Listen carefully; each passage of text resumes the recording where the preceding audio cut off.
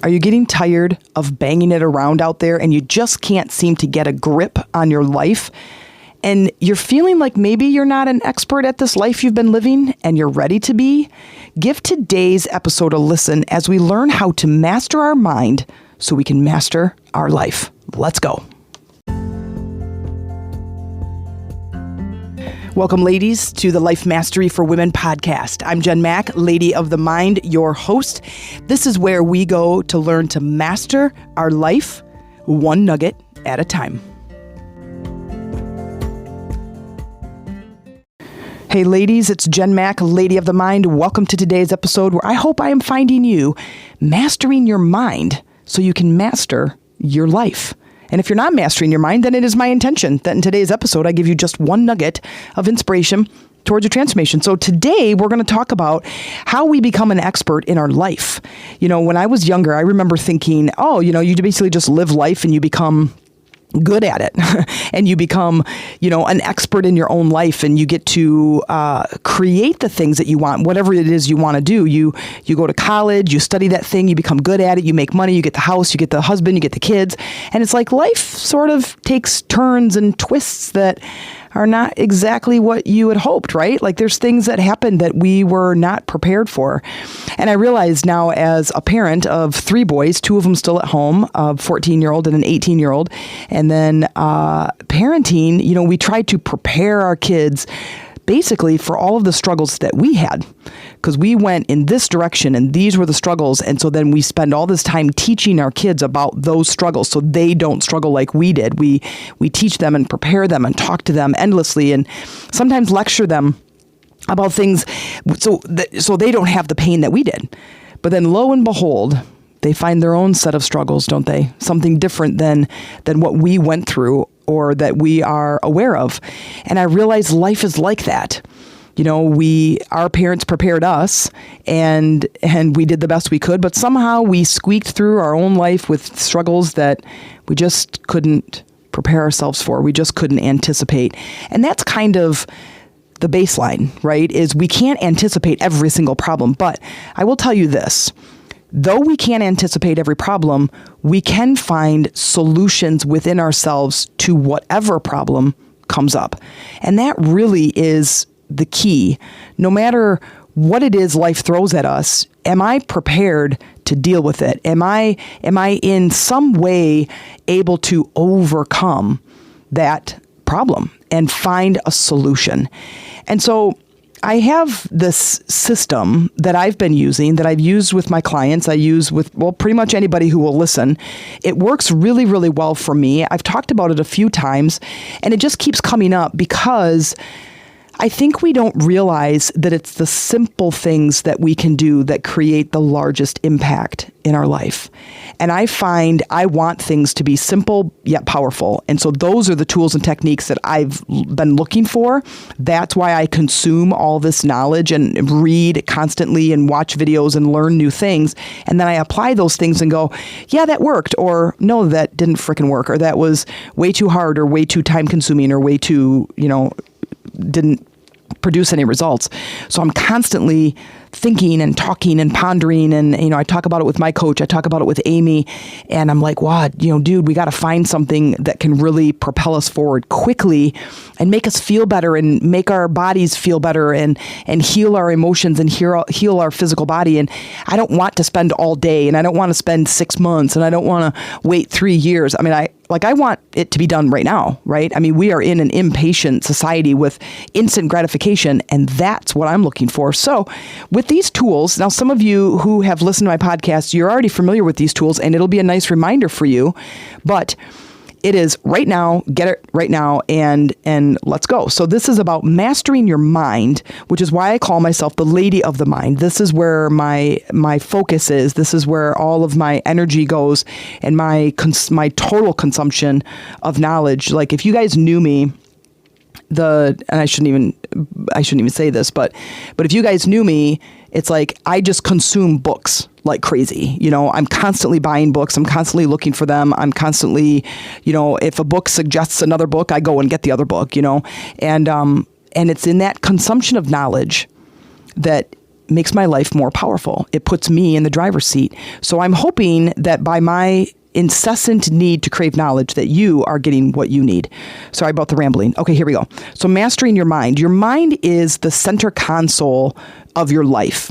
You are the, did you guys see Men in Black? I think it's the second one where there's, they're looking for the stone. It's in the very, very beginning. The guy looks kind of like Lurch, and he's just this big, huge guy. And anyway, he ends up dying, and the female doctor in the morgue, she's doing the autopsy and presses this button on his ear or something, and his whole head opens up, and there's a little teeny tiny little alien that is controlling this big guy, this like Lurch guy. And if you don't know what I'm talking about, look up the movie Men in Black. You probably only have to watch the first maybe 20 minutes, and it's in the beginning. But anyway, so he's got this little tiny alien guy that's in his head, that the inside of his head is like this giant control panel, and so he's controlling him from in there. Okay, so now this analogy, though a little bit weird, hopefully you're following along, is you are the big guy. You're the big meat suit. That physical being is you that is exploring and experiencing this world around you. But you have this other, it's not an alien, it's a spiritual being that is inside you. Inside your head is where we typically feel it the most and have our awareness the most, is in our mind, is at the control panels. And we want to have that little spiritual being doing the best it can to manage our mind so we can create the most powerful experience that we want on this planet. And that means healing. That is the base of all of that is healing our emotional state, our mental state, our beliefs, and our physical being. We want to feel good in our body. We want our emotional state to be at least at the upper end of happiness as best as it can be in any version of happiness. And then we also want our mental state to not be so attacking.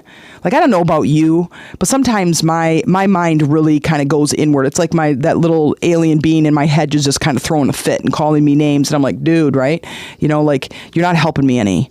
I want it to be encouraging and confident and solution oriented. And sometimes our limiting beliefs really, really get the best of us, telling us we're not good enough, we're not smart enough, we're not pretty enough, or handsome enough, we're not doing something enough. And it's really, really challenging to try to succeed when that's that part that's talking to you. Now, that control panel is our mind. And when we can start to wake up and not have our body just do anything willy-nilly and just be that habitual state, which is our subconscious mind, and just go in, basically, it's called falling asleep. We kind of just sleepwalk through life. We just react and respond to life. It's our subconscious mind. It seems really instantaneous how it responds and reacts to things. But what we want is to start waking up and going, okay, how do I want to respond to this situation? And I find the easiest way to get a hold of that is to be at the forefront of it instead of waiting for it to happen. So when I am sleepwalking through the day, I am more reactive and I'm generally impatient. I tend to get frustrated quickly. I tend to get angry quickly. And instead, I think, okay, do I want to continue to act like that? And the answer is no, I don't want to. There's this other version of me that I am in touch with often that I want to continue. I want to be this other version of me. So it's time for me to upgrade. In order for me to upgrade, I have to start waking up. And in order for me to start waking up, I have to have that mental capacity that says, today I'm going to do something different. Now, in that something different, here are basically my top 6 steps. Some of them are kind of intertwined with each other, and you'll understand when I go through the steps, but it really is quite simple when we go from the beginning of the day and go, okay, I'm going to start this new habit and I'm going to do something different. And it's basically front loading. You are getting ahead of anything that you could react to that is going to show up throughout your day. Whether you're going to have a crabby boss, you're going to have one of your children are going to throw a fit, something's going to be late, you're going to get stuck in traffic, you're maybe going to have a fender bender or a flat tire, your husband or your wife is going to act like a ding dong, right? That something is going to throw you off your game. And we want to get ahead of that. And one of the very first things to get ahead of it is a daily check-in. I do this often throughout the day, several times a day, because I can slip into sleepwalking and I have to wake up, and it takes a lot of mental energy. So you are basically going inside your head with that little spiritual being that's at the control panels and kind of poking him and going, okay, come on, wake up. We're gonna do something different this time. I don't want to just sleepwalk through life. I want to enjoy life, and I want to, as we get to whatever age you are right now in life, and you go, okay, here's some changes I want to make. We're ready. Let's make some changes.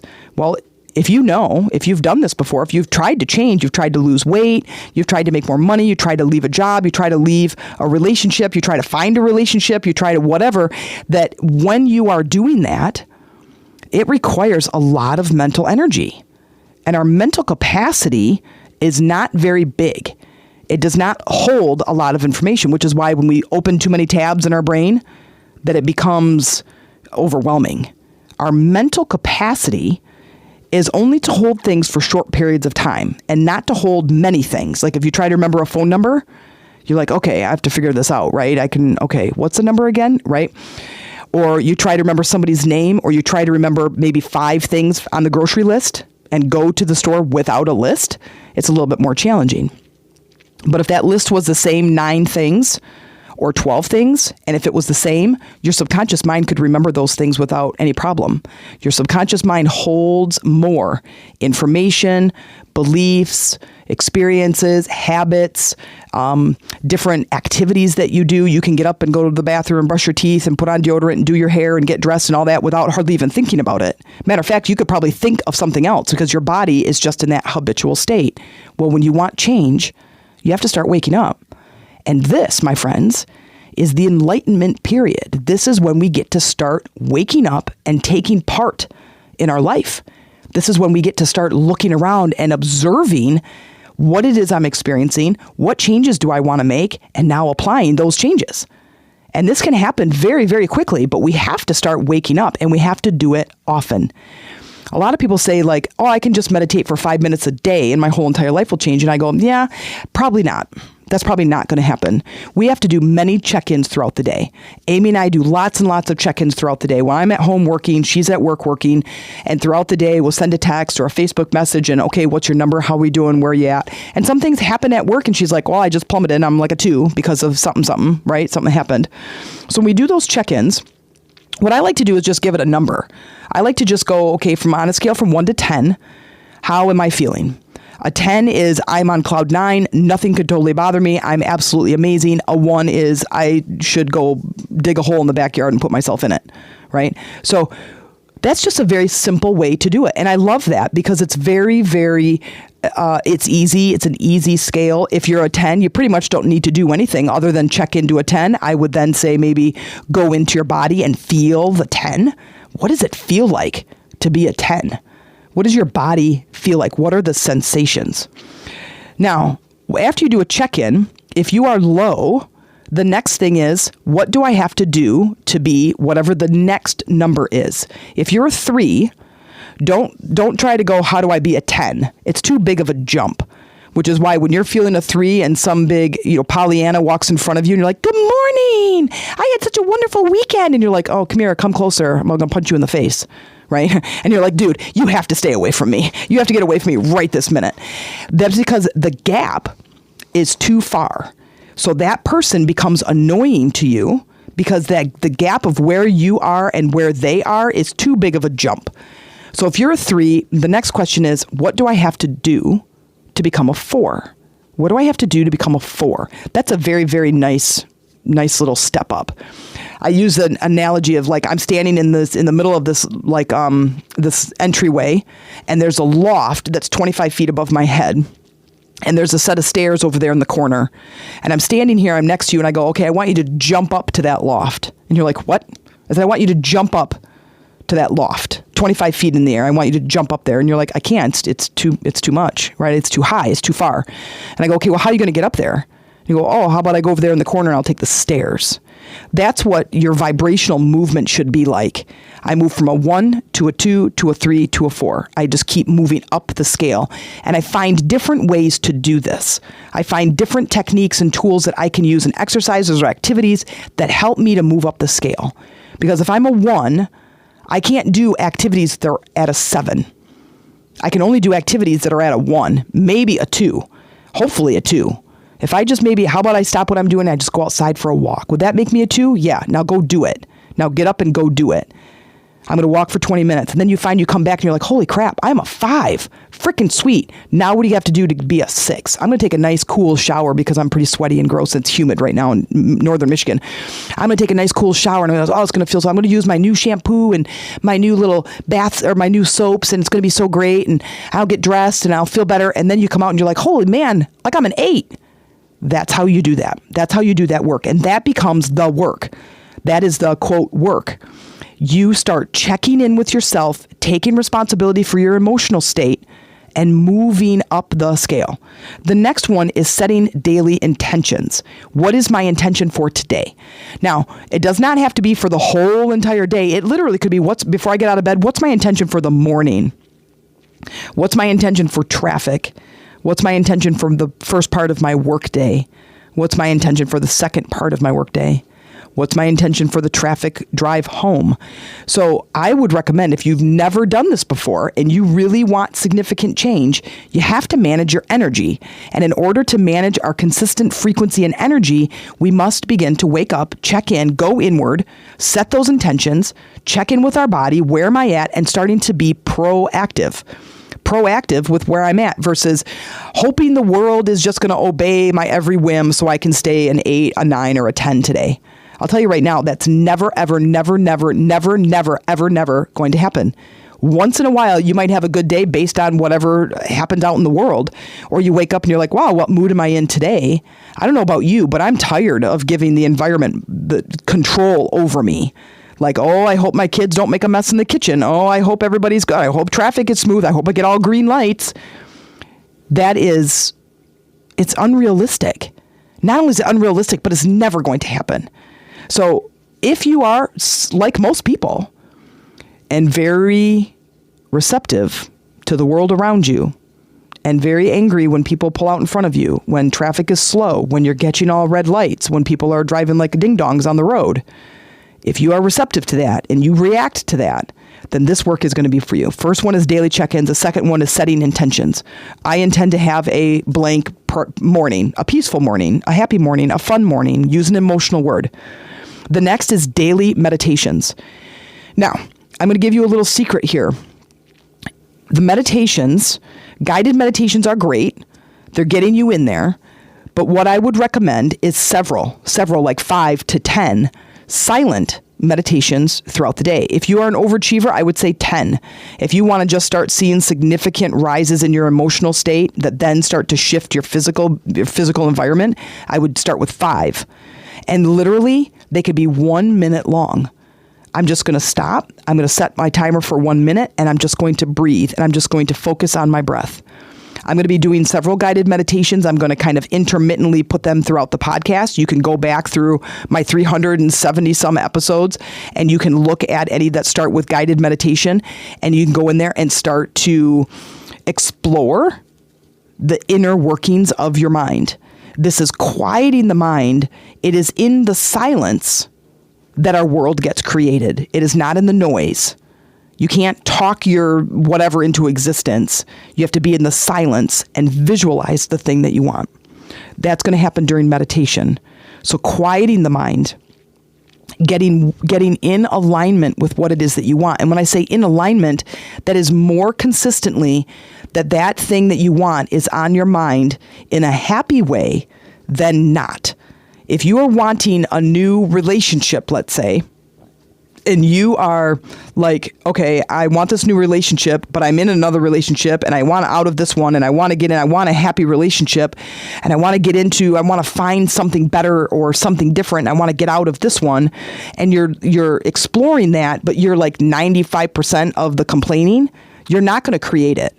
And in that 5 minutes of that meditation, and it's great and you feel good, but then you come out and you're complaining and you're complaining about the relationship that you're in, you're not going to get it. You're just not. It's not going to work. It has to be 51%. Read Malcolm Gladwell's Tipping Point. You have to get to the other side of it a little bit more. It has to be managing the majority of the energy. Sorry, I'm being a little bit redundant. You have to manage the majority of the energy. So 51% has to be good. And then you're going to start seeing a shift. Okay. The next is course correct. At the end of the day, how did you do? How did your intention come across? How did you feel throughout the day? You started out as a 1. Where are you at now? Oh, I'm feeling amazing. I managed my emotions. I managed my mind. By managing your mind, you get to manage your emotions. You throw that out in front of you. You throw out a new intention, a new emotional state that you want to feel. Instead of continuously complaining about how you do feel, how do you want to feel? And then course correcting is that part that you're like, where am I at? How did I do? What worked? What didn't work? And let's do it again tomorrow, which is the number 5 step. Is keep going. This is called a meditation practice or a spiritual practice for a reason. It's called practice. We have to keep going. You have to keep doing. You remember, you've been on a diet 6, 8, 10 weeks long, and then, you lose some pounds. You're like, oh, this is great. And then you go back to eating the crap that you were eating, and all that weight comes back. You're like, what the heck? It has to be this ongoing thing. This now becomes a lifestyle, not just once in a lifetime. This becomes a lifestyle. And I hope that you have gotten enough from this that you can seek or see that this is what's going to help you, that this is going to be what's going to heal. Because you are probably old enough, you're listening to this, I'm attracting those that are like over 40, right? And you've done enough out in the world that just doesn't seem to be working. I go to my doctor and he just recommends medication, and then it works and it doesn't work and that's great, and then it stops, and then I have to go get more different or change it or up it or something. And it's exhausting when there's a new way and it's powerful and it's coming your way. And I hope that you can see that this is a fantastic way to start a new way, a new life. Start kind of cutting the new path. I'm like walking on, we call them TART trails, it's Traverse Area, I don't know what the other A stands for, trail, recreational trail. Traverse Area Recreational Trail. And it's basically a sidewalk, but it's like paved. It's like a road, as in it's a solid, asphalt type trail. And if you're just keep walking that loop, it's the same thing. But what I'm asking you to do is now cut a trail, get off the sidewalk, and move in a new direction. Is it going to require more work as you're cutting through this brush? Yes. Is it going to require that you open your eyes and look for things and start to reassess and start to take responsibility for your thinking, your beliefs, your actions, your emotions, your reactions, your responses? Yes. But is it worth it? Is it worth it? And only you can answer that. I can tell you with a resounding hell yes, it's worth it. Hell yes, it's worth it. Every single day, every day. I say that to Brandon. Every day. Brandon has autism, and teaching him new things is quite challenging because of how his mind works. But I tell him that all the time. We're talking about, putting deodorant on. He's like, well, yeah, but I don't have school today. And I'm like, every day. Doesn't matter if you just have, but that's how his brain works. I put deodorant on at school, not at school, but on a school day. Okay, but now it's Saturday. Well, I don't put deodorant. I don't have school today. So he related those two things together. I'm like, no, every day. Every day you have pits. Every day you have teeth. Every day you take care of them. Every day. For you, every day you have a life to live. Every single day you have a chance at an experience that is going to open your eyes and make you feel this wonder for life. Every day you have a chance to create something new. Not only every day, every minute of every day. Every minute. How many minutes are in a day? It's like 264. Every single minute of every single day, you have a chance to create something amazing. You have a chance to create something amazing. And I want you to be able to do that. The last one is step 6. And I'll give you all of these again. So if you are writing them down, step 6 is seek out support. if you are in a relationship that maybe doesn't support this spiritual move or doesn't support meditation, it's going to be a lot harder to maintain a practice if your partner, your kids, or whoever is just not on board. Either they completely disagree with it, or they just aren't interested, or their life isn't as a struggle like yours. Then I recommend that you give me a shout out. You send me an email to the meditationroomtc@gmail.com, and in the subject line, write "Let's talk," and let's hop on a call and let me find out. Let's just converse. And the calls don't cost anything. It's a free conversation. It's a Zoom call. And have a conversation to see how I can best support you in this new endeavor. Because in my opinion, it's worth it. And I hope that after today, you start to kind of pick up on that, there's a lot of meaning behind this. And what have you got to lose? Because the life that you're living is the merry-go-round. You're on the circular tart trail. It's the same thing. So step 6 is seek out support. Now, let's just go through those again, the 6 steps. This is mastering your mind to master your life. The 6 steps. The first is a daily check-in. What number am I at? How do I get to the next number? The step 2 is setting intentions. How do you want to feel for each segment of your day? Step 3 is meditation. Even if you do 5 teeny tiny ones, little micro meditations is better than doing one 10-minute meditation and then getting sucked back into your life in a negative way. Step 4, course correct. How did I do today? How did my numbers work? What did I do and what worked and what didn't? And then course correct. Those meditations were fantastic. I'm going to do them for 2 minutes now, 5 times a day. Do you have 2 minutes? Do you have 2 minutes to change your life? Heck yeah, you do. Step 5, keep going. You might not have success on that first day. You might not all of a sudden get the relationship on that first day.